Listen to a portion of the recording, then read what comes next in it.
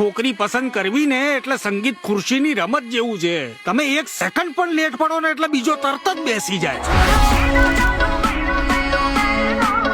કુવારામાંથી વાંઢાનું label લાગે તે પહેલા પરણી જા બકા.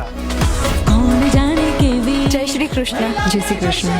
સાકર જેવી મીઠી જીવનમાં હશે રે.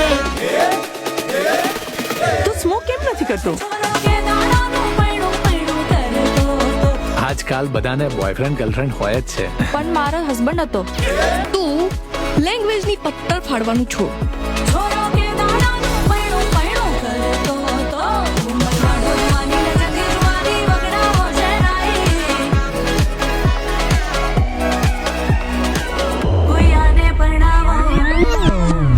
એવોર્ડ આપવો જોઈએ આપણા પેરેન્ટ્સને આવી જગ્યાએ મીટિંગ અરેન્જ કરવા બદલ.